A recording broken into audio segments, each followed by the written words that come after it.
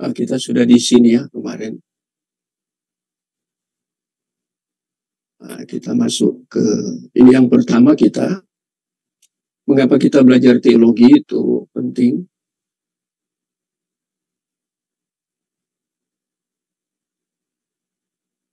Saya masuk yang kedua. Yang pertama saya tunjukkan aja. Pak Erwin tidak ikut ya yang pertama ya. Nah ini, teologi adalah bahasa komunikasi manusia kepada Allah dan sesama. Yang pertama kemarin sudah dijelaskan. Sekarang saya loncat yang kedua karena ada 5 poin di sini. Yang kedua adalah teologi kebutuhan utama. Ini pertanyaan yang sangat mendasar. Mengapa orang Kristen tidak tertarik dengan teologi? Kemarin ya sudah sempat dibicarakan. Banyak orang Kristen, termasuk hamba Tuhan, salah mengerti tentang teologi sehingga tidak tertarik. Pertama, karena mereka tidak mengerti arti dan mengalami berartinya teologi. Yang kedua, karena mereka buta. Ini buta bukan fisik, tapi buta secara spiritual, sehingga tidak dapat melihat dan mengalami keindahan teologi yang tidak ada taranya. Nah, ini yang perlu sekali. Sebab itu reformasi gereja dimulai dengan reformasi atau mengembalikan arti dan berartinya teologi bagi gereja. Jadi ada reformasi, penting ini sejarah reformasi. Oleh karena itu teologi harus masuk kembali ke dalam rumahnya. Rumahnya itu di gereja. Karena sesungguhnya ialah tuan rumah. Ya, ini teologi itu disebut tuan rumah bagi komunitas umat Tuhan. Jadi lihat, teologi itu begitu penting karena disebut sebagai tuan rumah. Ya. Jika teologi tidak masuk ke dalam gereja, maka ia akan kehilangan karakter. Ini David Wells. Bapak Ibu bisa baca ada 3 buku David Wells. Ya, dan 3-tiganya membicarakan tentang bagaimana kekristenan itu masuk di dalam situasi dan kondisi, khususnya gereja, mengalami apa yang disebut dengan era postmodern, sehingga ada perubahan-perubahan yang begitu dahsyat dalam gereja, tanpa disadari dan mungkin juga banyak orang yang sadar terjadinya error di dalam dunia teologi di dalam gereja, demikian juga terjadinya absurdnya gereja yang terkait dengan masalah teologi. Ini diulas dalam 3 buku itu, dan penulisnya David Wells. Ini seorang penulis yang hebat ya. Menurut saya dia hebat. Saya sudah baca 3 bukunya. Pernah juga dipresentasi itu di kota Surabaya oleh Pendeta Sucipto Subeno. Dia menjelaskan ada salah satu buku dari 3 buku dari David Wells, dan itu sangat menarik. Jadi kita lihat ini ya, teologi sudah tidak menjadi tuan rumah lagi. Ya, khususnya di dalam komunitas umat Tuhan, yaitu gereja. Jadi ini masalah yang sangat serius, bukan tidak serius. Seharusnya teologi lah yang sesungguhnya berhak mengatur keseluruhan, itu total, atau keseluruhannya utuh kehidupan bergereja. Ya. Contohnya seperti aspek leadership dan manajemen. Itu harus berbasis teologi. Bagaimana seorang pemimpin gereja itu dia mengerti teologi dan mengimplementasi kepemimpinannya sesuai dengan teologi yang dia bangun. Kalau dia salah teologinya, bermasalah dia jadi pemimpin gereja. Jadi itu kan aspek praktis ini, leadership dan manajemen. Tapi dasarnya, foundationnya atau fondasinya itu harus teologi. Nah, demikian juga contohnya sistem pastoral counseling. Pastoral, kemudian ada penginjilan dengan misi. Bagaimana kita membangun pastoral atau penggembalaan itu dengan teologi yang baik di dalam dunia penggembalaan. Jadi seorang gembala harus mengerti apa itu teologi, dan itu nyangkut di dalam dunia penggembalaan atau pastoral. Penginjilan juga seperti gitu, ya, dan misi. Kemudian ada tugas dan struktur pelayanan lainnya seperti pekerja. Kadang-kadang pekerja tidak membangun teologinya dengan baik. Pekerja hanya pekerja. Tadi malam saya hadir di satu kelompok gereja GBI yang cukup besar di Surabaya. Karena saya diminta, kemudian saya hadir. Dan mereka tanya tentang bagaimana guru sekolah minggu membangun teologinya. Saya mengatakan bahwa guru sekolah minggu banyak yang tidak paham teologi, khususnya dalam aspek untuk anak. Guru sekolah minggu tidak mengerti tentang first degree. Apa itu first degree? Bapak Ibu pernah dengar tentang first degree? Nah, ini guru sekolah minggu tidak pernah belajar first degree. Itu di dalam kitab Pentateuk yang ditulis oleh Musa itu ada konsep namanya first degree. Dan itu diulangi oleh Rasul Paulus ketika dia berbicara tentang Timotius. Dia memuji Timotius, itu ada di dalam 2 Timotius pasal yang kedua ya, ayatnya dicari. Dia membicarakan bagaimana Timotius sejak kecil, sejak anak-anak, child ya. Ada satu buku yang bagus, cukup tebal, tentang Christian education. Ya, dia dalam bahasa Inggris, memang belum ada bahasa Indonesia. Itu buku yang sangat biblical. Itu bukunya bagus ya. Banyak sekali penulis di situ yang minimal mereka orang-orang Injili yang memahami teologi. Jadi mereka menulis di situ tentang bagaimana tentang konsep pelayanan di dalam sekolah minggu yang kecil. Dan saya beberapa kali pergi ke Jakarta khusus untuk pembinaan guru-guru sekolah minggu. Itu satu gereja, tetapi ada mungkin di bawah gereja itu ada 13 gereja atau 15 gereja di seluruh Jakarta. Kemudian mengundang saya membicarakan tentang bagaimana membina anak. Sampai sekolah international school, itu orang-orang tuanya dikumpul untuk kemudian saya datang ke sana dalam 1 bulan. Jadi setiap minggu saya harus ke Jakarta untuk membicarakan bagaimana orang tua di dalam mendidik anak dengan yang disebut dengan teologi. Orang tua penting untuk memahami apa itu teologi. Ya. Jadi itu ya. Nah, ini contoh-contoh. Hanya dengan teologi yang valid, gereja menjadi sehat. Mulai dari sekolah minggu. Nah, kalau anak-anak sudah keliru diajarkan pengajaran-pengajaran dari Alkitab, nah ini bahaya. Dan kadang-kadang saya melihat di gereja hanya secara praktikal saja. Maksudnya apa? Maksudnya yang koordinator guru sekolah minggu untuk mencari guru hanya mengatakan siapa yang bersedia menjadi guru sekolah minggu tanpa mereka diperlengkapi. Saya di Batam diprotes oleh beberapa orang tua datang ke saya, mereka ajak saya keluar dan mereka protes karena menurut mereka guru sekolah minggunya tidak beres dalam mengajar anak-anak. Akhirnya mereka pindah ke gereja lain karena mereka punya latar belakang yang mengajak saya itu latar belakangnya bukan Kristen. Suami istri ketemu saya. Dan mereka katakan, kami bukan Kristen, kami mau jadi Kristen, kami punya 3 anak. Kalau dididik di dalam gereja seperti ini, lebih baik kami cari gereja yang lebih baik. Yang guru sekolah minggunya dipersiapkan dengan baik. Nah, ini contoh ya. Mengapa itu penting? Karena teologi itu harus menjadi tuan di dalam gereja. Mulai dari sekolah minggu sampai kepada manula ya. Itu sangat-sangat amat penting. Jadi ini yang disebut dengan teologi adalah kebutuhan utama. Teologi. Apalagi teologi biblikal.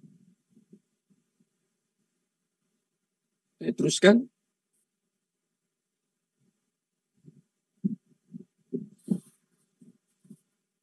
Oh, saya loncat terlalu jauh.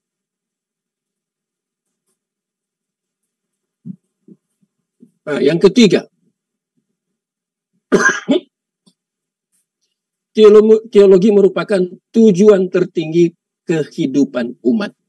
Nah, ini kita harus tanamkan di dalam gereja. Ada kata yang penting di sini, ini bukan hanya di bold, tapi perlu digarisbawahi. Ya. teologi merupakan tujuan tertinggi dari kehidupan umat. Jadi kehidupan di sini ini berurusan dengan bukan bios tetapi zoe. Yesus ketika Yohanes 10 ayat 10 sudah jelas ya, aku datang untuk memberi hidup. Dan kata yang muncul di situ, kata hidup di situ itu soen, bukan bios. Yaitu kehidupan spiritual, ya. Kemudian kehidupan kekal. Jadi dua hal itu ketika Yesus datang, dan Yesus katakan, aku datang untuk memberi hidup. Nah, kita lihat ini tujuan tertinggi. Ini secara etimologi. Itu kombinasi dua kata. Ini saya kutip ya, ada buku ini ya. Theo dan Logos. Theo ini saya cepat di sini sudah mengerti banyak yang. Theo Allah, kemudian Logos itu perkataan, pikiran, alasan atau hikmat. Sehingga secara harafiah teologi artinya perkataan dari Allah, pikiran dari Allah, alasan mengenai Allah, dan hikmat Allah, Sophia, dari Allah. Arti ini mengindikasikan bahwa teologi harus dari Allah. Jadi berpusat kepada Allah. Kemudian kita membangun teologi bukan untuk diri kita, bukan untuk organisasi gereja kita atau gereja lokal kita, tetapi untuk Allah. Karena dia berasal dari Allah. Roma pasal 11 ayat 36 itu ya, kata kuncinya ya. Kemudian yang Allah singkapkan melalui wahyu khusus. Jadi teologi yang kita bangun harus melalui wahyu khusus. Ya. Dengan demikian Allah merupakan subjek dan Alkitab adalah objek. Ya, karena Allah memberikan wahyu khusus dalam bentuk tulisan dan itu bisa kita pelajari. Waktu kita belajar itu menjadi epistemologi, tapi epistemologi spiritual, bukan epistemologi general secara umum. Ya. Nah, ini kita lihat ini John Lake ya, dia. Ini kutipan menjelaskan bahwa cakupan dari teologi adalah teologi Kristen merupakan refleksi kritis. Nah, ini penting. Kata kritis. Refleksi kritis. Apa itu kritis artinya Bapak Ibu? Tentang Tuhan. Mengapa John Lake ini katakan teologi Kristen itu refleksi kritis tentang Tuhan. Tuhan sudah membukakan dirinya melalui wahyu umum. Waktu kita mempelajari wahyu umum, itu kan kita harus menganalisa. Seperti Ezra bertekad untuk meneliti. Nah, kata meneliti itu berhubungan dengan kritis ini. Dan saya ingin memperluas ini, sudah beberapa kali saya tekankan di sini, karena ini masalah teologi, ini tujuan tertinggi kehidupan, supaya orang tidak salah berteologi, karena teologi itu disebut tujuan atau goal, prioritas atau utama dalam kehidupan umat, sehingga orang ketiga membangun teologi berdasarkan wahyu khusus, dia harus mempelajari wahyu khusus secara kritis. Ada permasalahan di sini. Apa masalahnya Bapak Ibu? Tadi malam saya sebut itu dalam pertemuan antara hamba-hamba Tuhan dan juga para pengerja di gereja di Surabaya. Saya katakan kalau Anda ingin membangun pemahaman tentang firman, Anda menggunakan terjemahan yang keliru, akibatnya penafsiran Anda akan keliru. Karena startnya itu Anda harus membaca firman Tuhan yang tertulis. Tapi firman Tuhan yang tertulis ini kan sudah diterjemahkan, termasuk dalam bahasa Indonesia. Nah, bayangkan kalau Anda salah membaca terjemahan. Akibatnya menjadi sangat mengerikan. Ya. Jadi itu yang disebut dengan corrupt translation. Akibatnya dari corrupt translation itu apa? Corrupt interpretation. Jadi kita akan korup di dalam kita menafsirkan firman Tuhan. Mengapa? Kita membaca terjemahan yang tidak tepat, yang sesuai maksud awal dari Allah. Padahal kita membangun teologi berdasarkan wahyu khusus ini, itu tujuan tertinggi dalam kehidupan. Saya mau beri contoh ya, tentang terjadinya korup. Mari kita buka 1 Korintus, pasal yang ketiga, pasal yang kedua.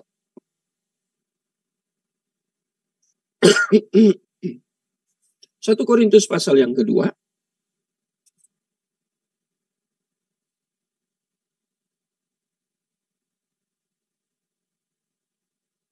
Mari kita baca mulai ayat yang ke-13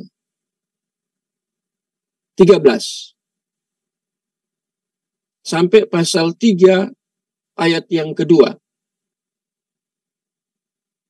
1 Korintus pasal 2 ayat 13 sampai pasal 3 ayat yang kedua.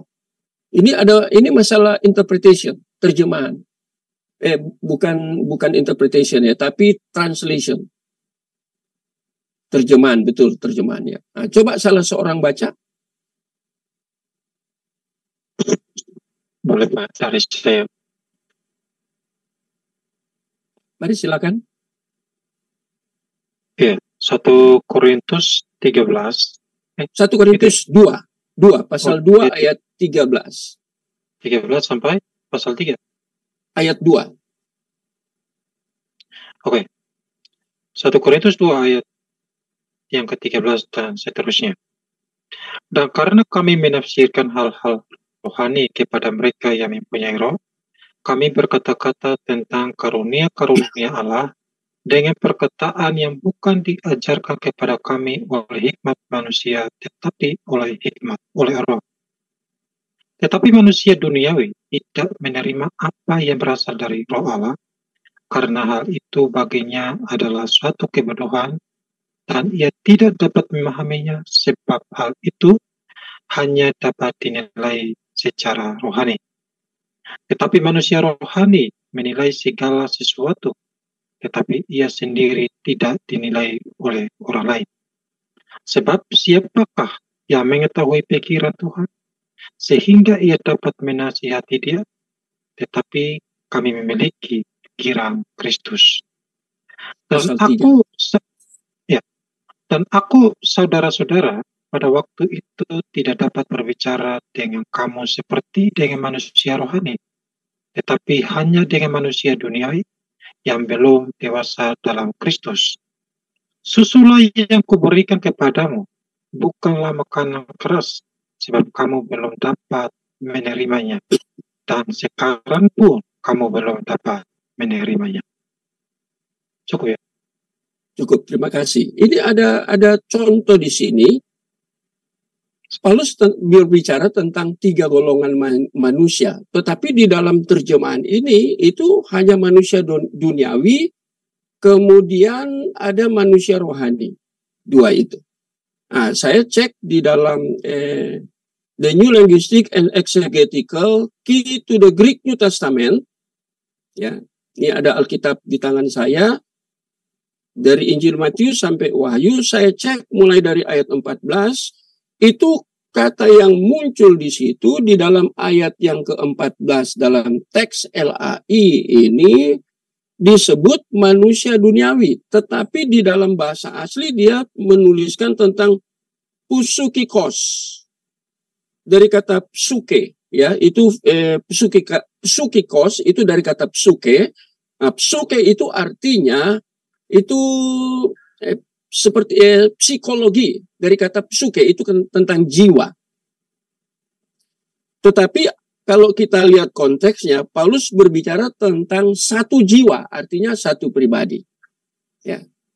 Tetapi ini lebih menunjuk kepada natural man. Kemudian yang kedua, Paulus lagi berbicara tentang, di sini di dalam LAI diterjemahkan manusia duniawi. Tetapi saya melihat yang muncul itu tidak psukikos, tetapi sarkinois. sarkinois. Apa artinya sarkinois? Manusia daging. Dari kata sarks ya. Tapi saya harus berhati-hati di sini. Mengapa? Karena kata sarks ini itu juga dikenakan waktu Yesus berinkarnasi dalam Yohanes pasal 1 ayat yang ke-14. Jadi kalau kita bertemu dengan hal-hal yang kelihatannya mirip, kita harus ekstra hati-hati, harus lihat konteks ketika bagian firman Tuhan itu muncul. Karena nanti itu mempengaruhi interpretasi kita. Itu sangat berbahaya. Ya. Jadi kita melihat di sini, Yesus itu disebut sarks, daging. Tetapi yang dimaksud di dalam sarkinois ini kedagingan. Bapak Ibu tahu tentang kedagingan? Kalau Bapak Ibu lihat di dalam Galatia pasal 5, ya, itu sifat. Itu berbicara tentang adjektif. Sarks itu kata benda, ya. Kalau sifat itu sarkinois itu adjektif, kata sifat. Jadi kita bisa bedakan. Nah, kemudian kata yang ketiga itu yaitu pneumatikos, manusia rohani. Jadi lihat, ini bukti kalau kita salah menggunakan terjemahan, akibatnya itu di tafsiran, interpretasi. Ini buktinya.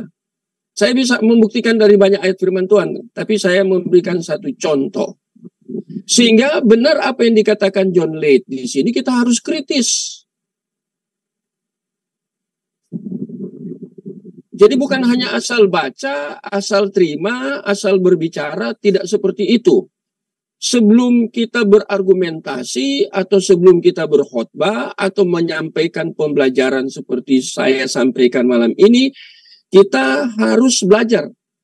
Itu kan satu proses panjang. Sebelum pada puncaknya kita memberikan pernyataan berdasarkan penyataan. Yaitu wahyu khusus yang tertulis. Di situ kita harus berhati-hati karena banyak terjemahan. Makanya Leit katakan harus hati-hati, kritis. Saya lanjut ya. Kitab suci dan khususnya diwujudkan dalam Yesus Kristus. Itu tadi tentang logos itu ya, kitab suci. Yang ya, ini masalah komunikasi Kristen itu adalah final. Jadi finalitas ya. Jadi Yesus itu finalitas. Ada dua ya. Jadi kitab suci dan khususnya diwujudkan. Tentang wahyu di sini, wahyu khusus. Kan dua ya. Kitab suci tertulis dan kepada Yesus. Kalaupun kita memahami kristologi berdasarkan kitab suci, kita harus membangun sesuai presasuposisi kitab suci itu sendiri, bukan presasuposisi kita. Makanya saya pernah katakan di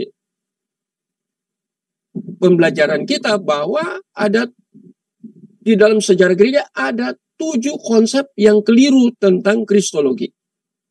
Bukan hanya keliru, tapi heresi atau sesat di dalam kristologi. Nanti kita akan belajar kristologi. Nah, jadi kita lihat di sini ya. Untuk tahu siapa Kristus harus melalui kitab suci, wahyu khusus.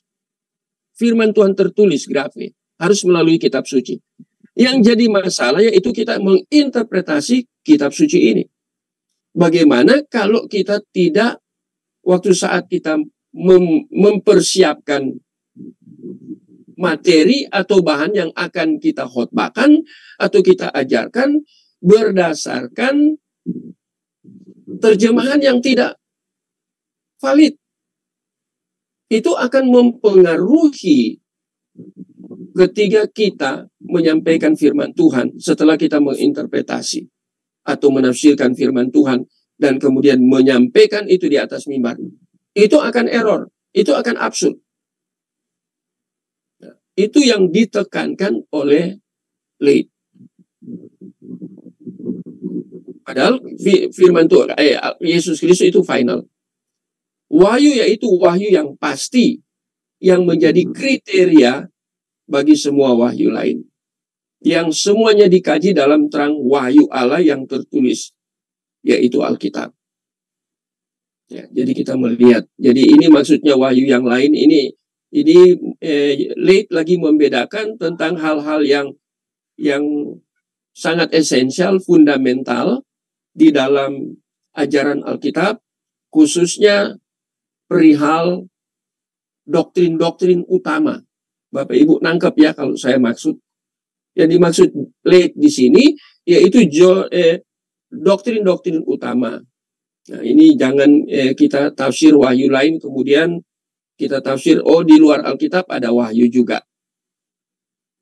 Di dalam kekristenan kita tidak percaya itu kan. Wahyu yang kita terima melalui Alkitab sudah final.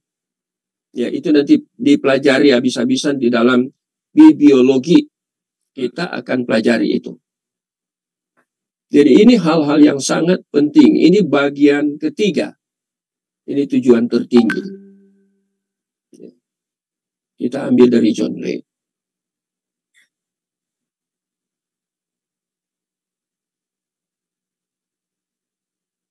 Nah, keempat. Teologi adalah suatu world view. Cara pandang ya. Teologi harus dilihat lebih dari suatu sistem kepercayaan. Yaitu cara pandang. Sebab cara pandang Kristen adalah deisme. Bapak Ibu ngerti deisme? Adalah keyakinan kepada Allah. Allah yang transenden dan Allah yang imanen. Nah, ini harus dirumuskan. Ini harus belajar proper teologi. Dan di dalam proper teologi ini semua dijelaskan. Mengapa Allah itu disebut transenden? Mengapa Allah disebut imanen? Ada yang bicara? Halo?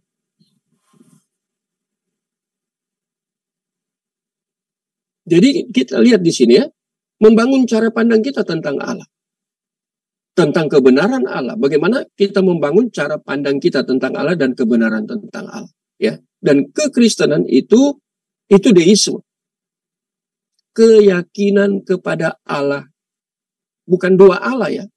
Hati-hati ya. Tetapi itu disebut transenden dan imanen. Apa itu transenden? Siapa dapat merumuskan transenden secara teologis?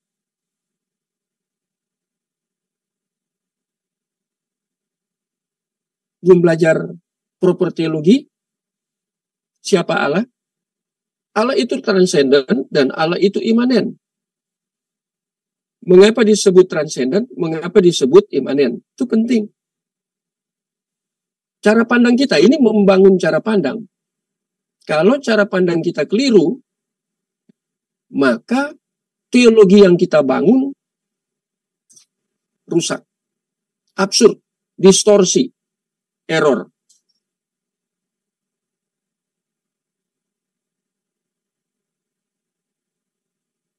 Allah transenden. Ini kan kalau disederhanakan Allah itu jauh tapi dekat. Allah itu besar. Sehingga kita tidak bisa memahami secara total, secara utuh siapa Allah itu.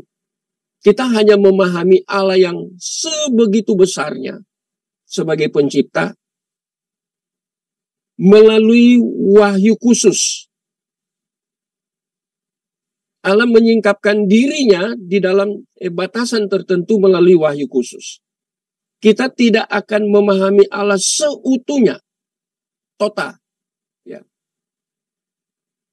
Hanya ketika Allah menyingkapkan dirinya, membukakan dirinya melalui wahyu khusus, itu membuat kita memahami Allah di dalam limitation atau batasan tertentu.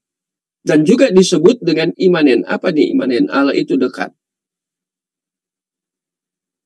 Dia menyingkapkan dirinya supaya kita bisa mempelajari tentang dia.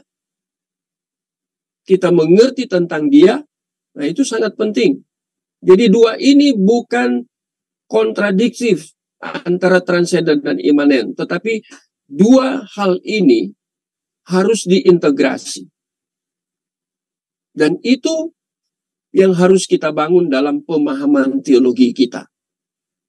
Kalau kita hanya menekankan tentang Allah yang transenden, kita tidak mungkin akan mengenal Dia. Karena Dia membukakan diri, menyingkapkan dirinya, sehingga kita mengenal Dia dan kita percaya. Waktu kita percaya itu disebut Allah itu imanen. Kita mengenal Dia. Kita mengetahui tentang Dia. Kemudian kita bisa intim dengan Dia. Itu yang disebut dengan imanen.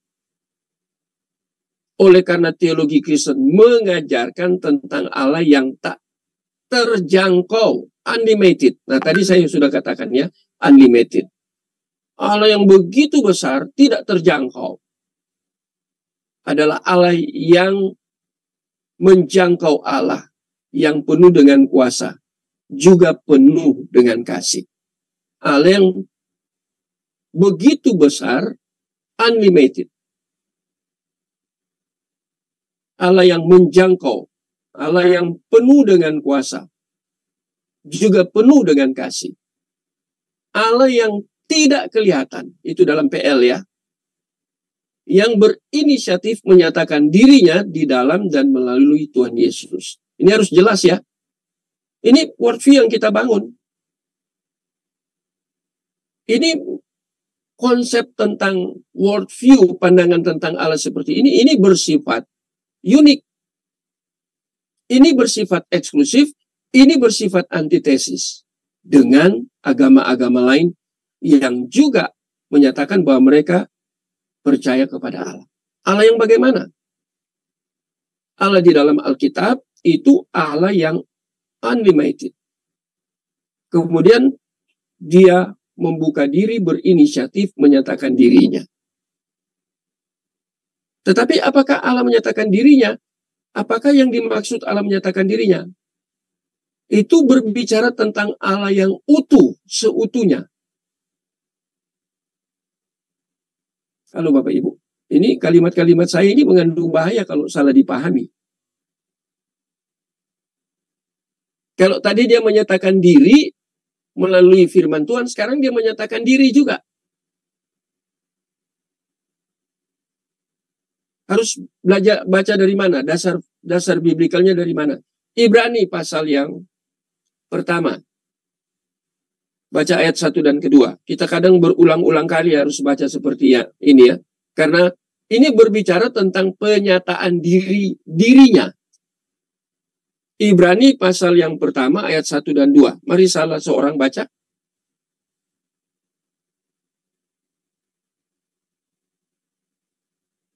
Ibrani ayat 1, pasal 1 ayat 1 dan 2.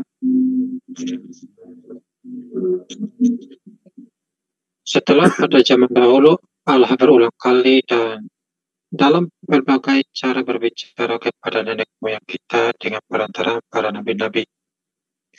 Maka pada zaman akhir ini Ia telah berbicara kepada kita dengan perantaraan anaknya yang telah Ia tetapkan sebagai yang berhak menerima segala yang ada. Oleh Dia Allah telah menjadikan alam semesta. Terima kasih Pak. Kita lihat di ayat yang pertama itu dikatakan zaman dahulu. Itu artinya di PL ya. Jadi Allah datang dengan berbagai cara berbicara.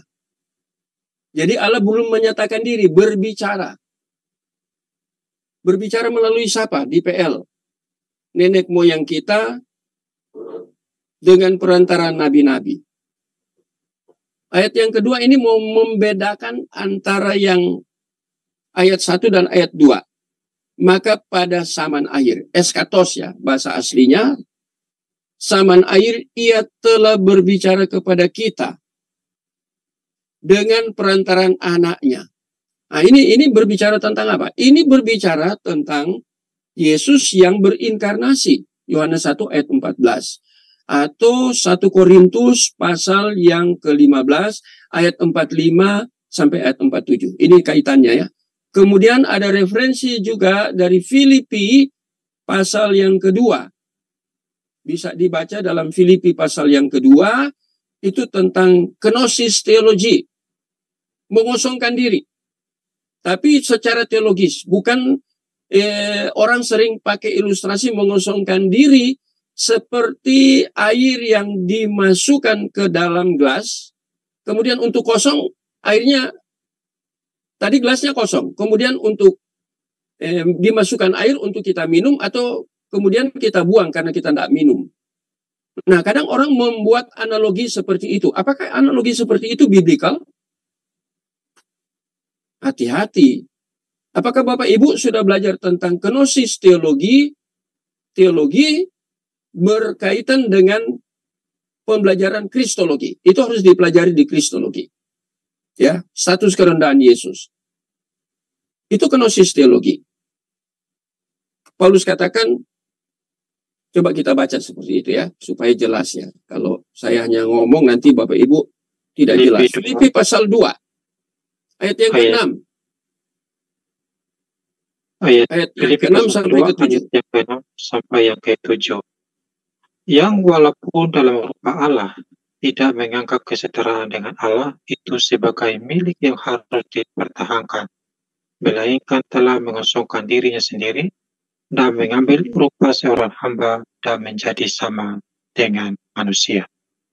Nah ini, ya, walaupun dalam rupa morfe ya, PH, morfe, rupa Allah, tidak menganggap kesetaraan dengan Allah itu sebagai milik yang harus dipertahankan. Artinya, Yesus belum berinkarnasi, dia seperti Bapa dan Roh Kudus, dia roh. Metafisis ya. Non-fisik. Di Allah roh. Allah Kristen itu roh. Tapi dia tidak pertahankan. Nah, ayat yang kedua menjelaskan. Bagi ayat yang ketujuh, menjelaskan itu. Tidak melainkan telah. Jadi kata telah, ya, bentuk lampau. Telah mengosongkan dirinya. Ini penting. Ini yang kenosis. Itu yang saya sebut tadi kenosis teologi. Mengosongkan dirinya sendiri. Siapa dia yang mengosongkan diri? Mengambil rupa morfe lagi. Ya, tadi rupa Allah. Sekarang dikatakan di sini mengambil rupa seorang hamba, doulos. Allah itu Allah. Allah itu bisa disebut Tuhan, kurios. Sekarang dia menjadi doulos. Dia Tuhan, kurios, atau dia Allah. Ya, theos. Ya. Nah, sekarang dia dikatakan di sini mengosongkan dirinya dan mengambil rupa seorang hamba, kemudian dan menjadi sama dengan manusia. Ini terkait dengan 1 Yohanes pasal 1 ayat yang ke-14. Jadi pandangan kita ini tentang Allah yang menyatakan diri. Yang menyatakan diri Allah. Allah dalam pribadi keberapa? Karena kita kan percaya kepada Allah Tritunggal. Bukan 3 Allah. Itu kan worldview kita. Tetapi yang berinkarnasi bukan Bapa. Bukan Roh Kudus. Mengambil rupa seorang anak itu firman. Yohanes 1 ayat 1. Kemudian menjadi Yohanes 1 ayat 14. Itu jelas. Ini worldview kita tentang Allah.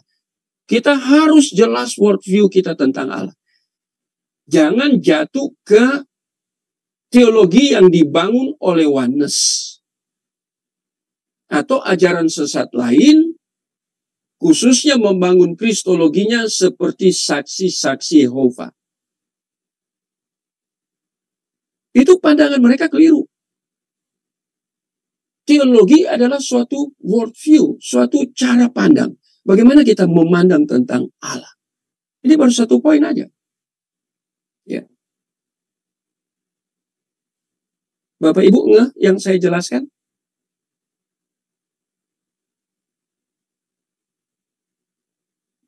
Berinisiatif menyatakan dirinya di dalam dan melalui Tuhan Yesus. Langsung jelas di sini ya. Yesus yang ditonjolkan Yesus. Jadi bukan Bapa yang berinkarnasi. Bukan Roh Kudus yang berinkarnasi. Tetapi pribadi yang kedua dalam Allah Tritunggal. Kalau bicara Tritunggal, jangan keliru. Oh, pribadi Allah yang kedua.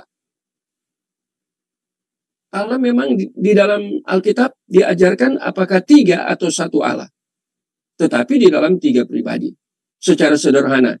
Itu harus dijelaskan. Nanti belajar khusus tentang apa itu Tritunggal. Nanti semua kita akan belajar itu ya. Di dalam Didaskalia ini. Kita akan pelajari itu. Jadi Allah yang menjadi manusia. Ini bahasa Latin coram deo. Atau inkarnasi. Adalah kepercayaan teistik. Tadi ada deisme teistik ya. Sehingga cara pandang ini membedakan secara hakiki Kristen dengan semua cara pandang agama-agama dan kepercayaan apapun di dunia ini. Jadi ini memperlihatkan agama Kristen itu eksklusif. Agama Kristen itu antitesis. Saya mungkin akan selalu menyampaikan istilah-istilah ini ya. Antitesis. Unik. Eksklusif.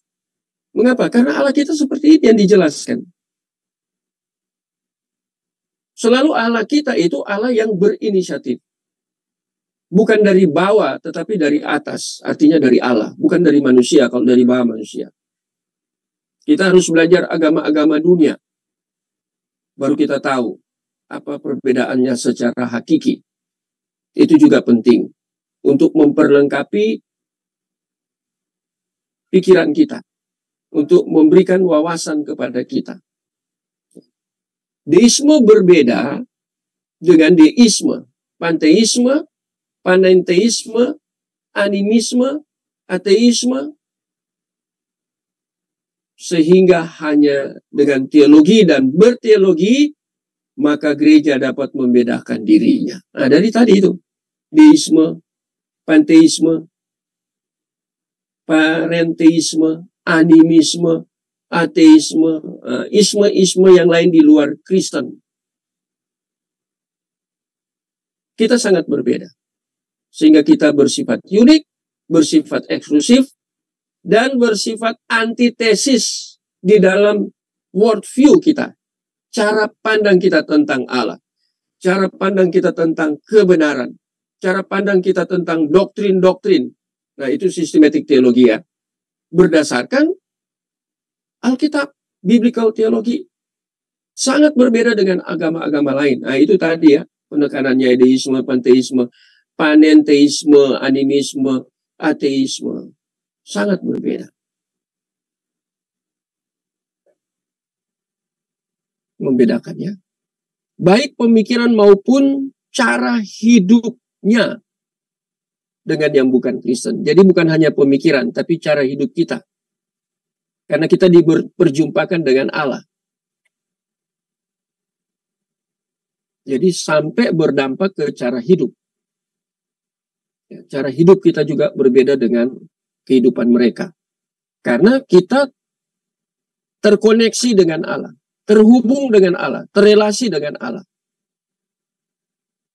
Ini hal yang sangat urgent. Menjadi hal yang sangat penting. Ini worldview.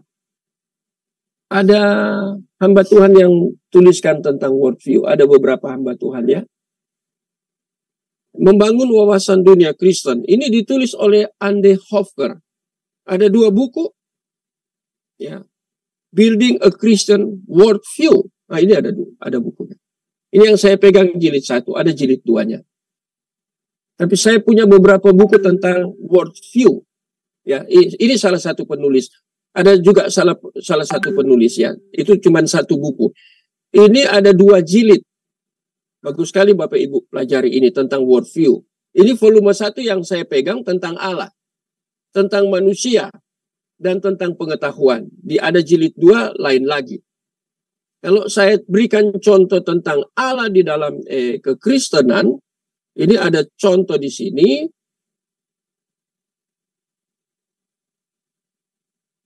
Bagaimana kita mengerti tentang Allah? Ada 1 contoh Allah dalam di dalam tulisan di dalam buku ini ya. Nah, saya bacakan ke Bapak Ibu. Ini halaman 17, halaman-halaman awal. Ini dituliskan Allah menyatakan dirinya sebagai Dia yang bereksistensi secara kekal. kemudian dikatakan self-contained. Ya.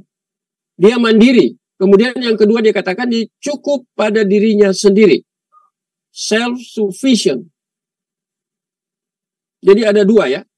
Jadi Allah yang bereksistensi itu, dia Allah yang mandiri, dia Allah yang tidak tergoncangkan. Yang kedua, dia cukup bagi diri sendiri, dia tidak perlu bantuan. Ini worldview. Bukunya ini membangun wawasan dunia Kristen. Nah, ini kita sedang mempelajari tentang wawasan dunia Kristen untuk membangun teologi. Teologi tentang apa? Proper teologi tentang Allah. Nah, kita dapat tambahan masukan di sini. Ini kan tidak umum. Worldview kita tentang Allah, khususnya tentang self-contained, kemudian self-sufficient ini, kan ini jarang sekali terjangkau di dalam khotbah. Mengapa? Karena kemungkinan besar orang mempelajari tentang Allah atau proper teologi tidak sampai tuntas. Kita harus dibantu dengan referensi-referensi seperti ini. Itu penting. Memperkaya kita, memperluas kita, membuat kita benar-benar dibawa oleh para penulis atau scholar atau teolog untuk berakar dalam firman Tuhan. Allah mandiri, Allah cukup pada dirinya sendiri. Menarik.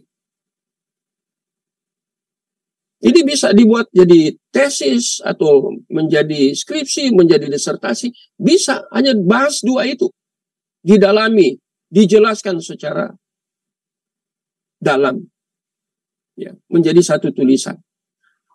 Ya, jadi ini worldview kita. Sebab teologi Kristen adalah cara pandang. Worldview.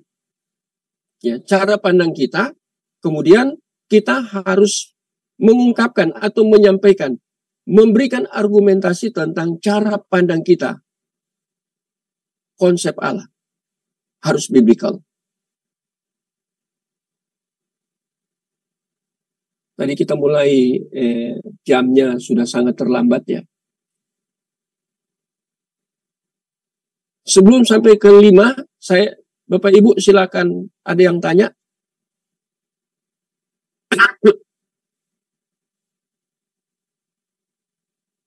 Siapa yang mau bertanya?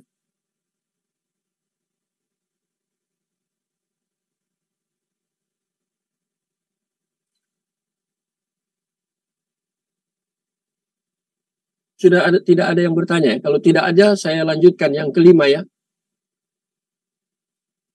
Kelima, relasi intimasi dengan Allah.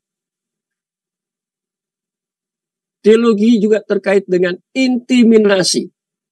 Apa artinya intiminasi? Kemampuan untuk intim atau dekat atau suatu ikatan intiminasi. Jadi kita lihat, tadinya kita mempelajari tentang siapa Allah itu. Nah, sekarang kita berbicara tentang bagaimana kita yang mempelajari tentang Allah, kemudian kita menjadi intim dengan Allah. Seringkali saya menyampaikan tentang kata mengetahui itu terdiri dari dua. Mempelajari tentang Allah atau deskriptif atau gambaran tentang Allah itu ada dalam seluruh Alkitab. Mulai dari Perjanjian Lama sampai Perjanjian Baru. Mulai dari kitab Kejadian sampai Wahyu. Itu kita melihat deskriptif, gambaran tentang Allah melalui wahyu khusus. Oke. Setelah itu, langkah berikutnya, ini. Membangun relasi, intimasi dengan Allah. Artinya intim, artinya dekat, atau mengikat diri kita dengan Allah. Itu yang disebut dengan fellowship. Ya, berfellowship. Jadi kita bukan hanya membangun teori, oida, kita membangun ginosko. Kata mengetahui atau tahu yang kedua, yaitu ginosko. Ginosko itu artinya intim setelah kita tahu siapa Allah. Bayangkan kalau kita tidak tahu tentang Allah, tapi kita mau intim dengan Allah. Wah, ini absurd. Ini distorsi. Atau kita membangun, yang kedua, kita membangun teologi tentang Allah, tetapi salah membangun. Error dalam kita membangun teologi tentang Allah. Sehingga kita intim dengan konsep yang error tentang Allah. atau oida yang error tentang Allah. Ini jadi masalah besar. Ya, kita membangun pemahaman kita tentang kristologi, tentang siapa Yesus. Tapi kalau kita salah mengerti kristologi, maka kita akan salah di dalam kita membangun keintiman dengan Yesus. Ini juga adalah masalah. Ya, jadi kita lihat teologi itu paling akhir itu membangun keintiman, intimasi, kedekatan. Sebab teologi bukan hanya ada dalam ranah kognitif semata. Kalau kognitif kan pengetahuan, epistemologi ya, bahasa aslinya ya, pengetahuan. Jadi bukan kita hanya mempelajari tentang Allah, seperti kata penyataan umum. Bukan hanya ada di ranah kognitif. Untuk membangun pengetahuan atau pemahaman kita. Atau logika kita, atau oida kita. Bukan. Melainkan terimplementasi dalam sikap hati dan tindakan psikomotoris. Nah ini kan kata yang tidak familiar dengan kita ya, tentang psikomotoris. Psikomotoris itu tindakan terampil terkait dengan hasil belajar dan praktek. Jadi dua hal dijadikan satu, itu disebut psikomotoris ya. Jadi kita bertindak secara terampil ya. Mengapa kita bertindak? Karena kita sudah punya dasar. Dasarnya dari mana? Hasil belajar. Kemudian kita praktekkan dalam hidup. Itu namanya tindakan psikomotoris.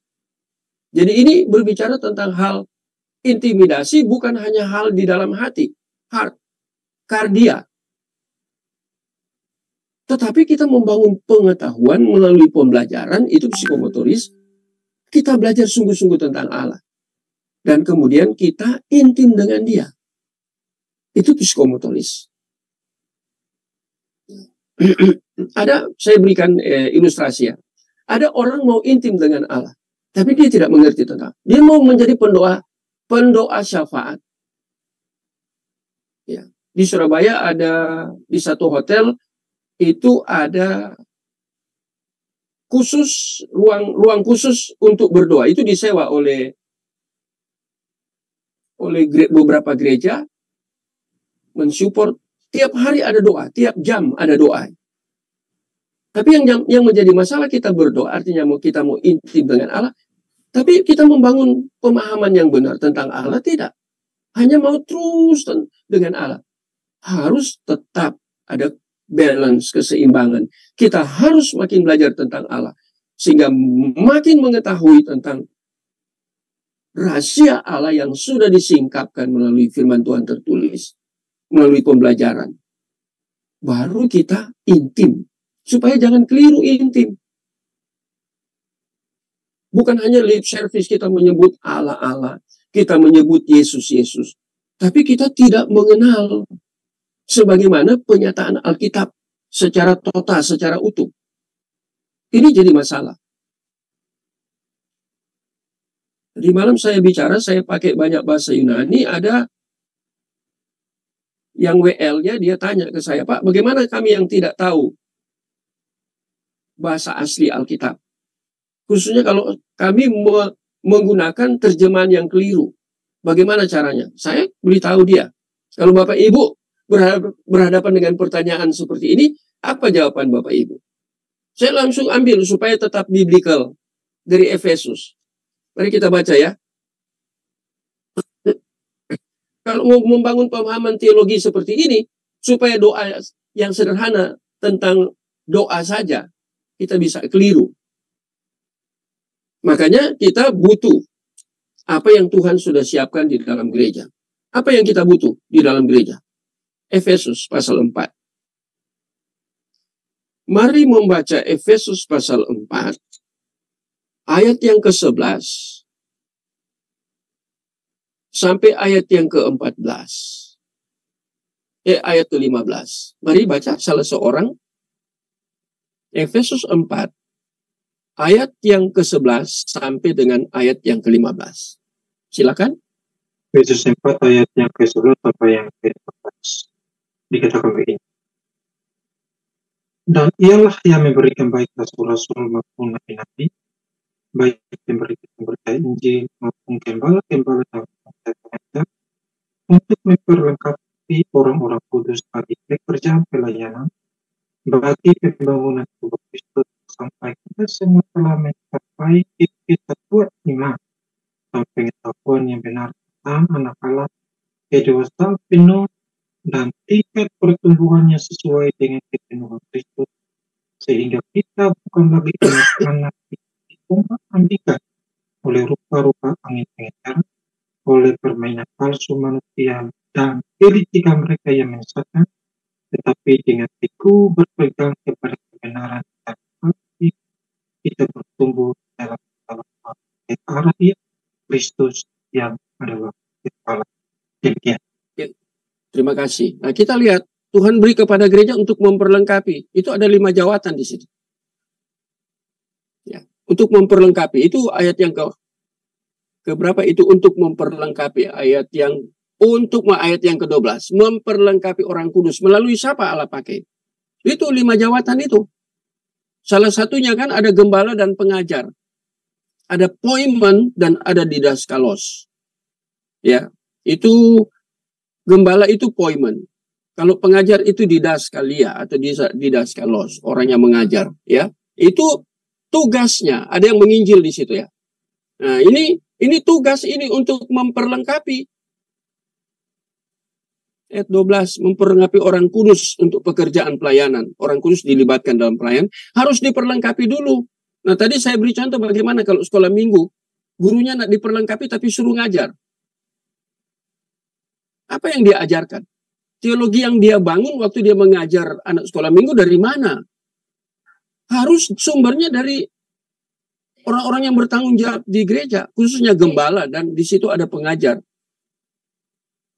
Bapak Ibu harus siapkan kurikulum untuk mengajar guru sekolah minggu, memperlengkapi mereka. Nah, itu ya. Tujuannya bagi pembangunan tubuh Kristus. Ini soma ya. Ayat 13. Sampai kita mencapai kesatuan iman. Iman kita satu. Dan, nah ini epistemologi ya. Pengetahuan yang benar. Bukan pengetahuan yang tidak benar. Jadi tujuan diperlengkapi untuk makin banyak mengetahui epistemologi. Jemaat memperoleh makaroni, makanan rohani yang sehat. Teologi yang dibangun ketiga, berkhotbah ketiga, menyampaikan PA atau renungan, itu memberi pengetahuan yang benar kepada jemaat. Ini penting. Makanya kita belajar teologi. Tentang anak Allah, ini tentang kristologi ya. Nah, tentang anak Allah. Kemudian jemaat itu mencapai kedewasaan. Kedewasaan apa? Kedewasaan berpikir. Itu dalam 1 Korintus pasal 3 ayat 1, ayat 2 ya.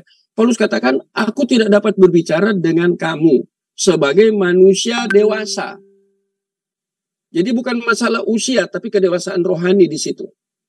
Jadi Paulus katakan di situ, ya ini terkait dengan ini, kedewasaan. Paulus bicara artinya menyampaikan doktrin, menyampaikan teologi Paulus kepada jemaat. Tapi Paulus katakan, untuk saat ini saya tidak bisa berbicara dengan kamu. Kamu belum dewasa, kerohanianmu belum dewasa. Ada juga di kitab Ibrani, ya Bapak Ibu cari, seharusnya orang-orang yang di dalam gereja itu harus siap untuk menerima makanan keras. Tapi mereka kayak bayi aja, kayak susu. Maunya terus dikasih makanan yang ringan-ringan. Ketika diberikan makanan keras, ya Bapak Ibu cari tahu apa itu maksud penulis Ibrani tentang makanan keras, atau maksud Paulus dalam kitab Ibrani tentang makanan keras.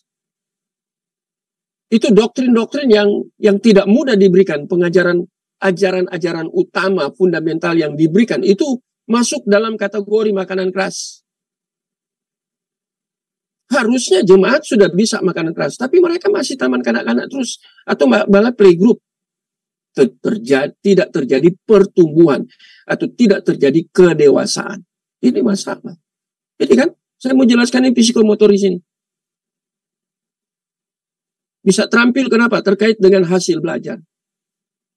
Bagaimana di gereja tidak ada pembelajaran? hanya khotbah-khotbah praktikal, khotbah-khotbah moral, khotbah-khotbah etika. Ini bahaya. Kedewasaan tingkat pertumbuhan, ini ada strata. Jadi pertumbuhan di dalam gereja, dalam jemaat itu ada stratanya. Ada yang masih kanak-kanak, ada yang sudah mulai dewasa, ada yang memang sudah dewasa. Ini yang maksud Paulus ya. Kemudian yang sesuai dengan kepenuhan Kristus. Ayat 14.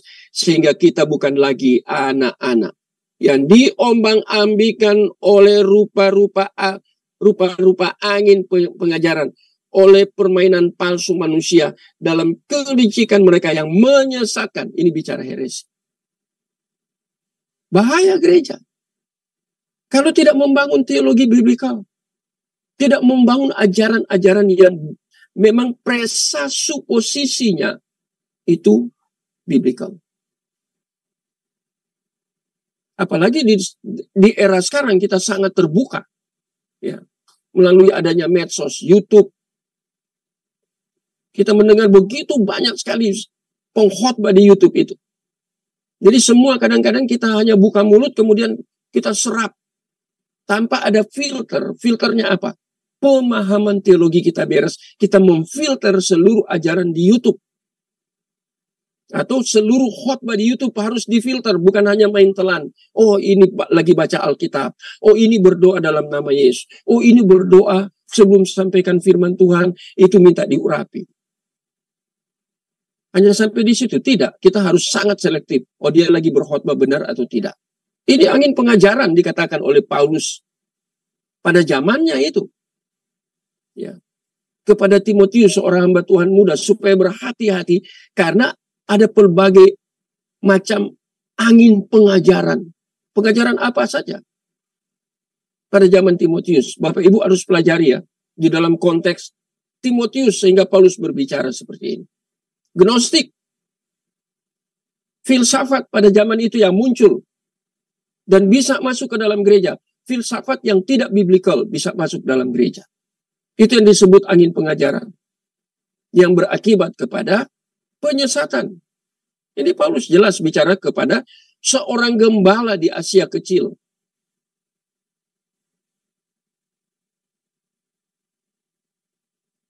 Jadi mengerikan Bapak Ibu. Kalau kita tidak membangun teologi yang benar, kita akan keliru. Dan ada bahayanya. Ya. Jadi kita lihat ini sikap hati dan tindakan. Belajar. Karena ada psikomotoris, maka ini kata belajar ini penting. Jangan loncat langsung di implementasi, praktek. Dasar dari kita mempraktekkan sesuatu dalam hidup kita sebagai orang Kristen, dasarnya apa? Membangun teologi yang benar. Membangun pemahaman yang benar tentang Alkitab. Kita bisa bicara hal-hal yang sederhana. Ya, kebanyakan orang maunya praktek. Tadi saya beri contoh, maunya langsung mengajar sekolah minggu. Maunya berdoa. Pernah kita belajar secara teologi, doa itu bagaimana ya secara teologi? Enggak kan, langsung praktek. Nah, ini praktek. Belajar dulu baru praktek. Kalau belajarnya keliru, prakteknya keliru. Pasti itu ada hubungan. Ya. Ini berbahaya ya, dalam gereja ini sangat berbahaya. Karena itu kita belajar teologi. Itulah sebabnya epistemologi, pengetahuannya, di dalam teologi tetap merupakan hal urgent. Penting. Namun kemudian harus diikuti dengan tindakan aktif yang dikenal dengan buah. Karpos ya fruit, buah roh. Yang terkait dengan kehidupan moral. Sebab itu, teologi bukan hanya aktivitas kognitif. Ini ada kurang satu huruf. Yang berproses melalui penelitian yang menghasilkan pengetahuan. Kita teliti, makin kita teliti firman, makin kita banyak tahu. Teologi yang sesungguhnya adalah intimasi, ginosko, tadi saya sudah sampaikan, yang diterapkan di dalam pengalaman pengenalan akan Allah. Bersekutu dengannya yang berdampak dalam perubahan cara berpikir cara berpikir ya. Roma 12 ayat yang kedua. Mari baca Roma 12 ayat kedua. Ini ayat yang terkenal ya. Harusnya sudah dihafal. Roma 12 ayat yang kedua. Tapi silakan baca Roma 12 ayat 2. Roma 12 ayat Kedua. Janganlah kamu menjadi serupa dengan ini, tetapi serupalah oleh pembaharuan ini, sehingga kamu dapat membedakan manakah kehendaklah apa yang baik yang berkenan kepada Allah. Dan Terima kasih. Ya, ini ada larangan, kata jangan ya. Menjadi serupa dengan dunia dalam konteks apa? Cara berpikirnya seperti cara berpikir orang duniawi. Padahal dia orang Kristen, padahal dia hamba Tuhan. Ini berbahaya. Yang harus dilakukan apa? Itu ada kalimat kata peralihan, tetapi berubahlah. Ini saya pernah jelaskan ya, apa kata berubah? Itu dari hal yang jelek, yang cara berpikirnya rusak, terdistorsi dengan dosa. Sudah rusak total depravity, cara berpikir. Cara membangun konsep, cara membangun ide. Sudah keliru. Sekarang Paulus katakan, kamu harus berubah. Kata berubah itu apa Bapak Ibu? Ada yang masih ingat? Kadang saya ulang-ulang ya. Mengapa saya ulang? Supaya ingat, supaya tertanam di memori. Tersimpan di memori. Apa itu kata berubah? Kalau dalam terjemahan King James Version-nya itu berubah itu diterjemahkan sebagai transformasi, Pak. Bahasa aslinya apa kira-kira? Bahasa aslinya saya tidak tahu. Kita belajar enggak Bapak ya Pak. Tapi betul Pak Erin benar bahasa apalagi King James ya. Bahasa aslinya itu kupu-kupu yang berubah dari ulat menjadi kepompong. Itu apa namanya? Pak Anton ingat. Terima kasih Pak Anton. Pak Anton memorinya. Itu harus selalu teringat itu ya, metamorfose. Morfose ya. PH jadi baca F. Metamorfose. Itu tadinya ilustrasinya itu kupu-kupu persis. Tepat itu analogi itu. Kenapa? Kupu-kupu kan dari ulat jelek. Kita kan manusia berdosa. Cara berpikir jelek. Itu ada di dalam Kejadian pasal 6 ya.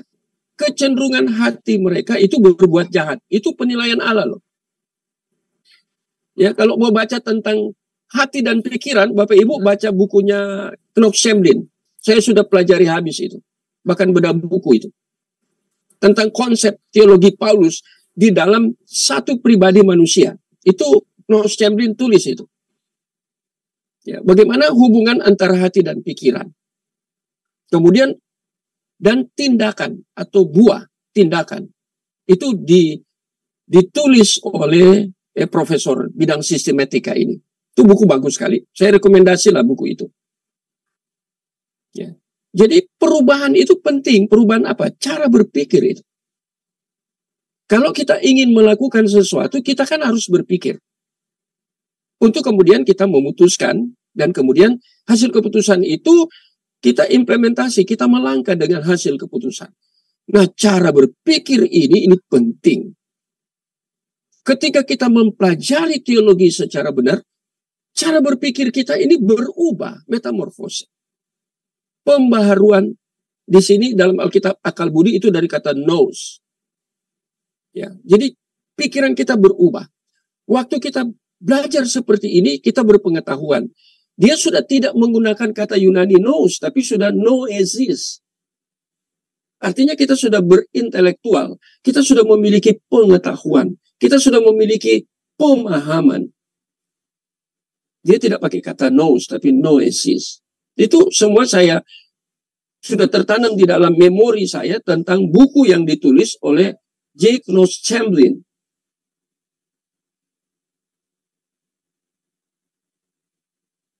Sampai di sini ya. Cara berpikir berubah. Perubahan cara berpikir itu berdampak di mana? Cara hidup. Cara hidup ini kalau dalam bahasa Alkitab itu dikatakan buah dengan satu kata aja, karpos. Cara hidup. Bagaimana kita hidup di tengah-tengah dunia ini. Bagaimana kita hidup lebih lingkup terkecil di tengah-tengah keluarga. Sebagai seorang yang sudah belajar teologi dan cara berpikirnya berubah.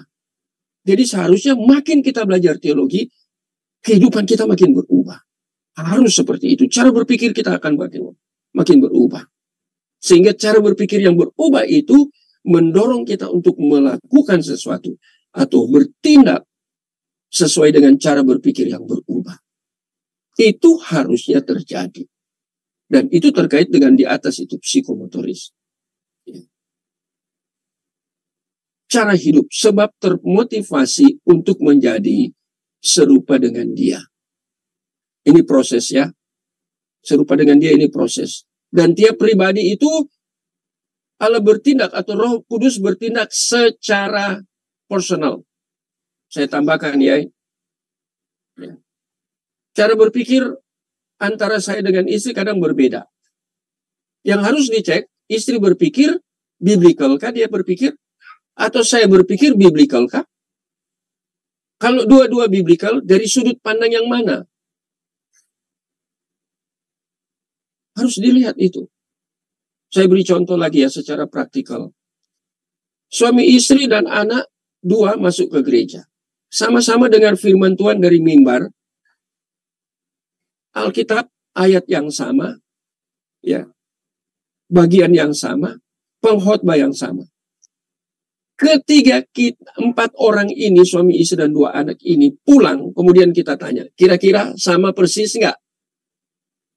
Mereka mengerti firman Tuhan yang disampaikan. Lalu Bapak Ibu? Tidak, Pak. Mengapa tidak, Pak Erwin?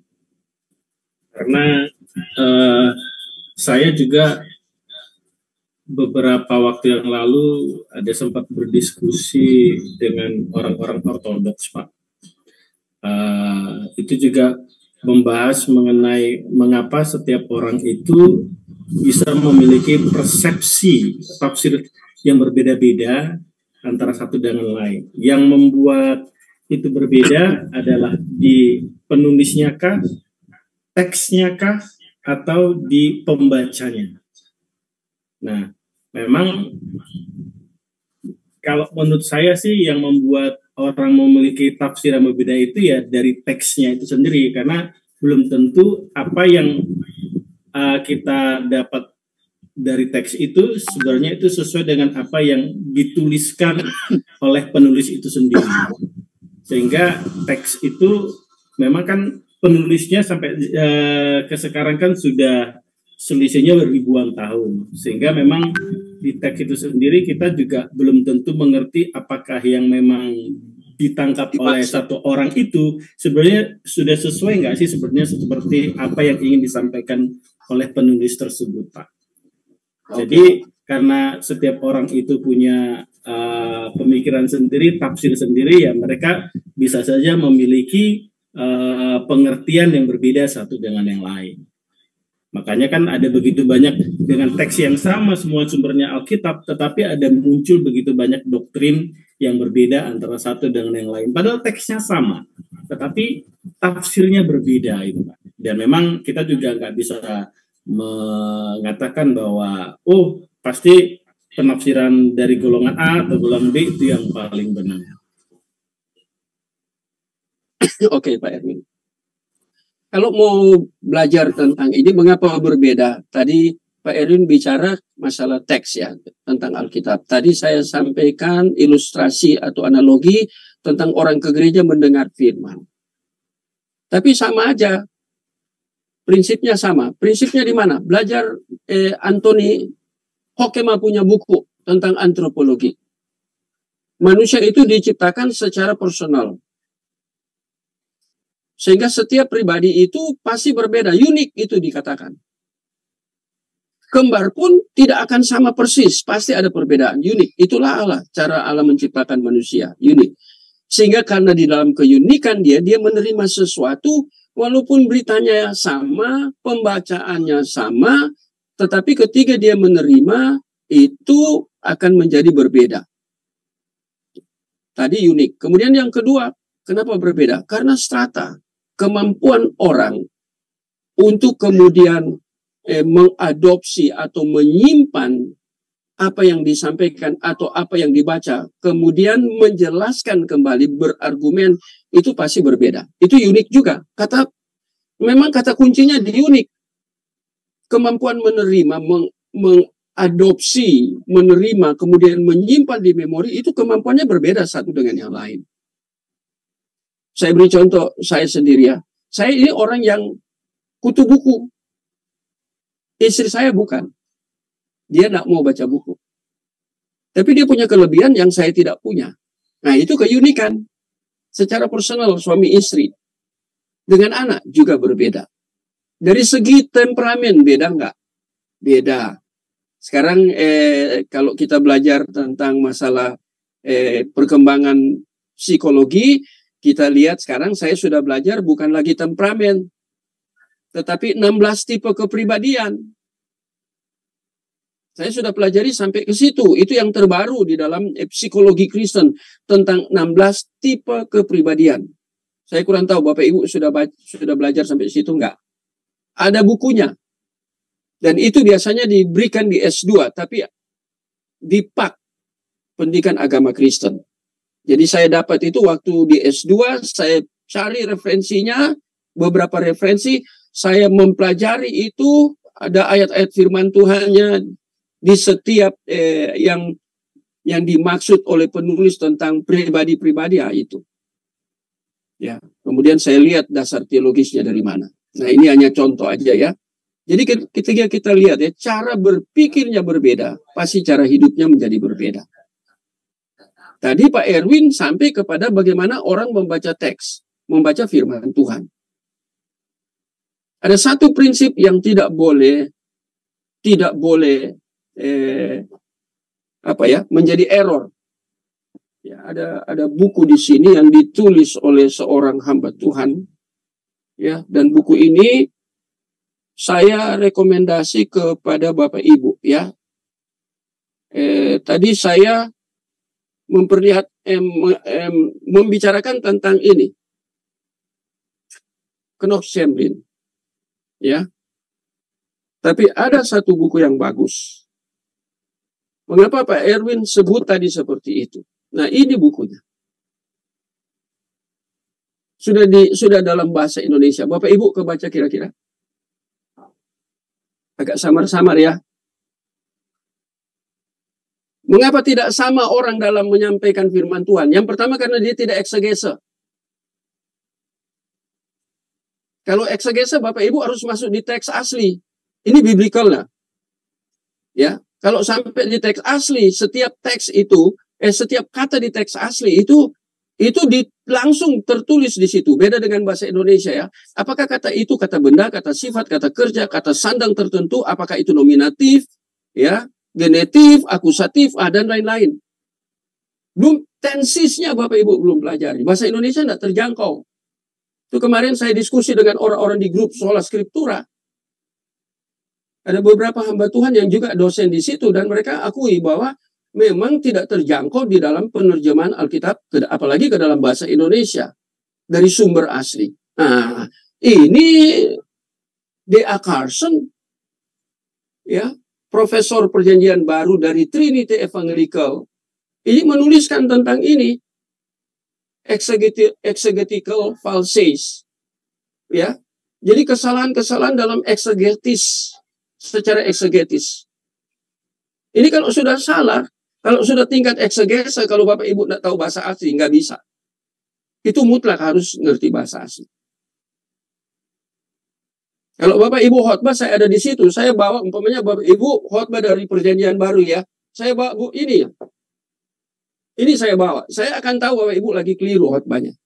Karena ini kan bahasa asli. Dan apakah itu kata kerja, kata benda, semua ada di sini. Ini saya beli udah mungkin 15 tahun atau 17 tahun lalu. Dan saya sering pakai ini. Ada referensi lain yang saya pakai seperti interlinear. Juga saya gunakan. Ini buku ini gunanya untuk leksikon, grammatical, exegetical. 3. Satu buku tapi 3. Untuk kita mengerti firman Tuhan dari bahasa aslinya, pakai ini, wah ini. Pokoknya Pak Anton khotbah, saya akan tahu khotbahnya tepat seperti maksud Alkitab pada awal itu atau tidak. Tadi betul Pak Erwin, maksud penulis awal. Nah, di dalam bagian ini ditulis maksud awal dari penulis. Tapi tidak semua kata, hanya kata-kata yang penting di dalam satu ayat. Sehingga orang yang eksegetis, dia akan berkhotbah itu pasti bisa 1-2 ayat saja.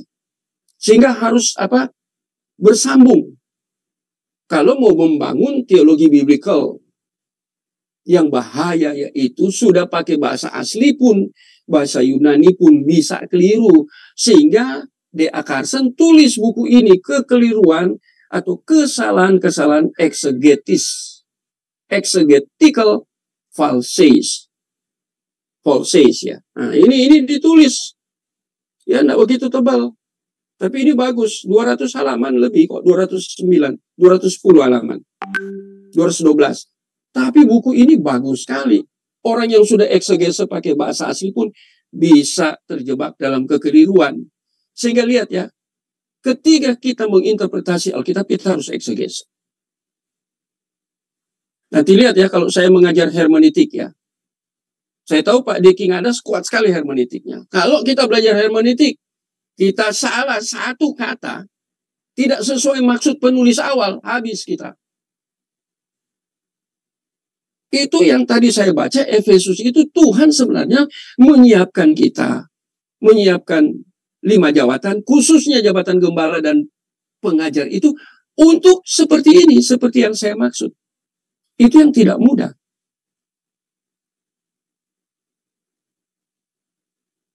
Cara berpikir, cara hidup.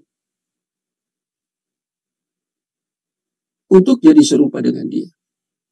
Nah, kalau yang dia maksud ketika Roh Kudus menulis, dia ini Yesus. Mengutus Roh Kudus untuk menulis Alkitab melalui para penulis. Lantas sudah ditulis, sudah selesai, kemudian diterjemahkan. Dalam Alkitab bahasa Inggris saja banyak sekali versi. Versi yang terdekat dengan manuskrip itu versi apa? Bapak Ibu harus memilih juga. Itu yang tidak mudah. Apalagi bahasa Indonesia ya. Bukan kita meremehkan. Puji Tuhan sudah ditranslate ke dalam bahasa Indonesia. Tetapi ketika kita menggunakan terjemahan, kita harus sangat ekstra hati-hati. Apalagi kalau kita sudah sekolah teologi. Kita harus sangat ekstra hati-hati. Ya. Nah, yang berikutnya serupa. Untuk membangun persekutuan. Nah, ini kan intimasi. Untuk membangun persekutuan dengan Allah, harus difasilitasi oleh Roh Kudus. Sebab jika tidak, maka sia-sia pemahaman teologinya. Makanya teologi mentransformasi seseorang. Cara berpikir kita. Apalagi teologi biblical. Banyak orang pakai Alkitab tapi tidak biblical. Yang Bapak Ibu harus pelajari kenapa tidak biblical. Saya buka rahasianya. Karena presupposisi dia. Baca tulisan Van Til yang ditulis oleh John Frame. Saya membaca tulisan tentang apa itu presupposition atau presupposition. Ketika orang mendekati Alkitab, dia pakai pendekatan apa? Pendekatan dia atau Alkitab itu digali. Dan untuk digali Alkitab harus eksegese. Yang sulit di kita dalam menafsir Alkitab, mempersiapkan itu, yaitu persiapan eksegese itu. Harusnya di Kisah Rasul pasal yang kedua hari Pentakosta, itu banyak bentuknya aurits. Apa aurits itu? Masa lampau, kalau Bapak Ibu belajar bahasa Yunani. Nah, sekarang tentang masa lampau itu memang hanya aurits saja, apa tidak ada lain? Nah, apa bedanya aurits dengan yang lain? Sama-sama masa lampau. Ada tulisan atau kata di dalam Alkitab yang kata itu artinya terjadi berulang-ulang. Ada Di dalam Alkitab kata itu tidak terjadi berulang-ulang, tapi terjadi terus-menerus. Wah, itu menarik. Jadi berulang-ulang artinya terjadi, kemudian berhenti. Terjadi lagi, kemudian berhenti. Tapi ada yang terus-menerus harus terjadi. Nah, ketika Bapak Ibu baca teks yang ada kata itu, Bapak Ibu bisa salah tafsir. Bisa Bapak Ibu tekankan dia berulang-ulang. Padahal harus terjadi terus-menerus. Ada itu. Ini kalau kita mau membangun teologi biblikal seperti ini. Memang susah. Tapi kita harus ambil yang susah itu. Kadang orang katakan gampang. Itu digampangin. Bukan gampang. Ya, jadi yang bagian terakhir ini, setelah kita berpikir, membangun cara hidup, persekutuan. Hasil dari cara berpikir tercermin ketika kita bersekutu dengan Allah. Membangun fellowship. Ya, kalau saya katakan fellowship ini lagi, kemudian saya mau jelaskan sedalam-dalamnya, mulai dari kata Ibrani sampai ke kata Yunani. Wah, itu dalamnya minta ampun. Hanya satu kata-kata persekutuan ini. Dalam sekali. Ya, ini orang belajar teologi kayak gitu. Kalau dia orang biblikal ya, dia seperti itu. Bapak Ibu, jam berapa sekarang? 8:07. Jam berapa? Jam berapa? 8:07. Wah, mudah-mudahan saya tambah lagi sedikit ya.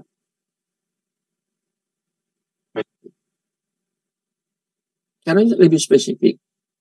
Ini beberapa pertanyaan.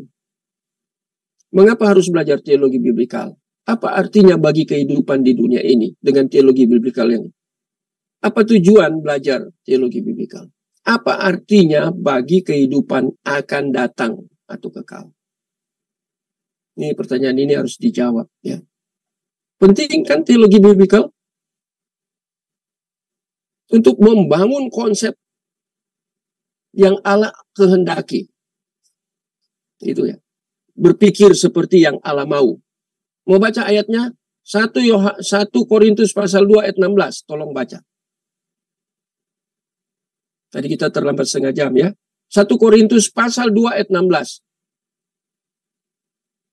Ini kuncinya. Mengapa harus belajar teologi biblikal? Mari. 1 Korintus pasal 2 ayat 16.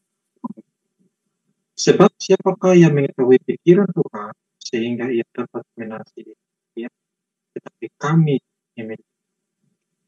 memiliki pikiran Kristus. Kata pikiran nous. Ya, Paulus katakan kami memiliki pikiran Kristus. Ya, kalau kami kadang Bapak Ibu keliru juga di situ ya, kalau tidak lihat di teks asli. Maksud di situ apakah itu jamak atau tunggal? Atau kata kami itu orang kedua di dalam tunggal. Nah, itu ada Bapak Ibu harus pelajari. Itu orang yang kuat Yunaninya di dalam dunia linguistik, dia akan bisa cepat terdeteksi. Maksud Paulus itu dia itu, tapi dia pakai kata kami di situ. Dia itu seorang yang memiliki pikiran Kristus. Mengapa? Makanya teologi Paulus itu luar biasa hebatnya. Dahsyat sekali dia kalau berteologi. Ya. Yang kedua, apa artinya bagi kehidupan di dunia ini? Kita belajar teologi. Supaya hidup kita seturut dengan kehendak Allah melalui Alkitab. Hidup sementara kan? Apa tujuannya? Goalnya apa? Belajar teologi biblikal. Memahami apa yang Allah kehendaki. Itu kan tujuannya. Seperti yang semula Allah kehendaki. Bukan yang kita kehendaki. Untuk hidup yang kekal. Supaya kita mengerti tentang dunia apa yang disebut dengan dunia akan datang. Kekekalan itu. Itu kan. Bagian ini patut dicamkan dengan sangat serius. Sebab kebenaran. Saya tulis langsung 2 ya. Di Alkitab biasanya 1 aja ya. Ini aletheia. Mengapa saya tulis 2? Karena di Alkitab itu kan tidak jelas. Kebenaran Allah itu pasti dia pakai aletheia. Artinya kebenaran aletheia itu kebenaran yang hanya untuk Allah. Tidak boleh untuk ciptaan kepada manusia. Mengapa? Aletheia itu bersifat eksklusif, itu bersifat absolut. Tapi kebenaran yang kita bangun, hari ini benar, besok bisa keliru. Atau jangan hari ini benar, 1 jam bisa keliru. Kebenaran aletheia khusus untuk Allah. Kata bara, bandingkan dengan kata bara yang belajar bahasa Ibrani ya.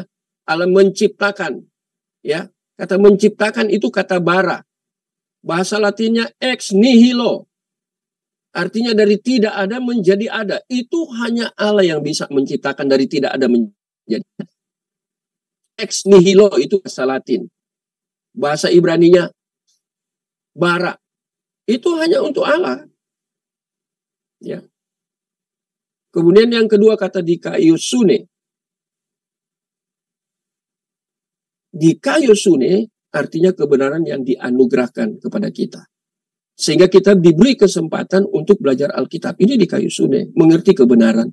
Kebenaran yang disingkapkan, diberikan kepada kita melalui wahyu tertulis. Itu bisa, itu masuk dalam kategori dikaiosune. Ya. Jadi lihat itu dua kebenaran ya. Allah harus diperoleh, ya ini kebenaran itu harus diperoleh dari sumber primer. Ya, jangan sumber sekunder, nggak ada, primer. Ya, ini disebut dengan primer itu apa Bapak Ibu? Sekunder itu apa? Mayor dalam bahasa teologi. Ada yang minor. Itu sekunder. Ini sumber utama. Ultimate. Final. Primer itu artinya kebenaran yang ultimate. Para teolog sering tulis dalam banyak buku ultimate. Dia tidak tuliskan primer. Artinya kebenaran yang final. Tidak ada lagi kebenaran yang lain. Itu primer. Agar memperoleh informasi yang akurat yang telah tersedia. Sudah tersedia. Yang ultimate atau primer. Dan disediakan oleh siapa? Oleh Allah sendiri. Dengan cara apa? Cara yang unik dan bersifat antitesis.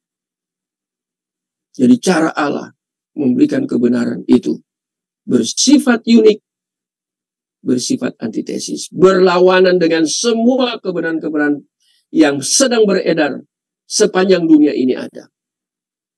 Sangat berlawanan. Itu disebut antitesis. Baca buku yang ditulis oleh 2 orang hamba Tuhan, ini dijelaskan. Apa itu antitesis? Orang-orang teologi ya, biasa yang sudah terbiasa dengan kalimat-kalimat ultimate, antitesis, presupposisi, udah terbiasa. Kadang presupposisi, nah itu istilah tidak umum, di jemaat tidak terjangkau istilah. Tapi kalau orang belajar teologi, dari seorang hamba Tuhan atau seorang dosen yang berkualitas, pasti dia kasih itu. Dia berikan itu, nanti dia jelaskan apa artinya itu. Ya. Dikatakan unik oleh karena Allah memiliki cara satu-satunya yang tidak dapat dibandingkan dengan hal apapun. Dan dikatakan antitesis sebab berbeda dengan pandangan apapun di dunia ini. Itu kebenaran Allah itu bersifat antitesis. Mengapa? Karena berbeda dengan semua pandangan dunia. Unik tadi itu satu-satunya kebenaran. Jangan dibanding-bandingkan. Polemikus ambil Alkitab, dia ambil Al-Quran. Dia mau sandingkan ini. Tapi dia lebih menekankan Alkitab. Al-Qurannya bukan Alkitab. Cara nafsirnya, oh itu Allah. Di situ kita katakan itu nubuatan tentang Yesus. Dia bilang enggak. Itu nubuatan tentang siapa? Nabi mereka itu. Berkali-kali saya lihat YouTube mereka kayak gitu. Itu kalau saya ikut, saya hajar mereka habis-habisan. Itu kan menurut kamu. Itu kamu membangun, kamu baca Alkitab. Tapi waktu kamu nafsir pakai presupposisi kamu. Saya buat dulu Moko Ginta, saya habisin dia waktu berdebat berapa jam itu ya, dari jam 9 pagi sampai jam 4 sore. Saya gunakan istilah-istilah yang akademik. Puyeng dia. Saya bicara tentang Yesus itu keselamatan yang ultimate. Bingung dia. Nggak tahu dia. Karena mereka tidak sampai ke situ pembelajaran mereka. Itu presupposisi Bapak. Malah dia tanya, apa sih itu presupposisi? Dalam hati saya, kamu sudah tanya ke saya seperti gitu. Ini dunia apologet, berarti kamu sudah down. Ya, kadang saya pakai kata-kata akademik tinggi di dalam berapologet. Apalagi dengan para polemikus. KO mereka baru saya jelaskan secara teologis, secara biblical. Ya, soal mereka mau terima atau tidak, itu urusan Tuhan. Yang bisa rubah hati mereka kan Tuhan. Tapi saya harus sampaikan kebenaran yang biblical. Kebenaran yang sifatnya teologis ke mereka. Itu prinsip saya kalau berdebat. Ya. Saya katakan itu yang pandangan Bapak itu bagi kami itu antitesis, Pak. Dia bilang, apa itu antitesis, Pak Moses? Moko Ginta. Unik. Apa itu unik? Itu. Ya. Oke, Bapak Ibu. Saya pikir kita sampai sini ya, cukup. Minggu depan kita masuk di pembelajaran ke-8 ya. Ada hal-hal yang mau ditekankan. Oke, terima kasih. Dan tadi saya terlambat sekali karena 2 laptop error. Sehingga saya ini pakai laptop, pakai HP. Jadi 2 sekalian pakai ya. Tadi udah bingung apakah nggak mau belajar. Saya bilang, sayang kalau nggak mau belajar. Ya kita harus tetap belajar. Nah, jadi saya pakai 2. Nanti diperbaiki laptop saya. Ini laptop mahasiswa yang tinggal di saya. Lagi kuliah, ambil S2. Ya, dia tinggal di rumah saya pinjam laptopnya. Oke, terima kasih untuk semua yang boleh kita lakukan pada malam hari ini. Ya Pak Erwin, kalau saya buka pertanyaan lagi nanti kita out. Kita over. Padahal ini jamnya terbatas, sudah disetting ya. Jamnya terbatas. Nanti tiba-tiba dia mati nih. Zoom-nya mati dengan sendirinya. Tapi puji Tuhan kita sudah belajar. Mari kita terus belajar. Jangan berhenti, jangan bosan. Karena kita belajar kebenaran yang absolut ya. Dengan segala keterbatasan kita, nanti Tuhan akan tolong. Roh Kudus khususnya akan bekerja. Oke, saya minta ini yang sering baca firman Tuhan malam ini. Apa Esen ya? Esen tolong tutup dalam doa dulu. Mari tutup dalam doa. Baik. Bapak Ibu dan teman semua,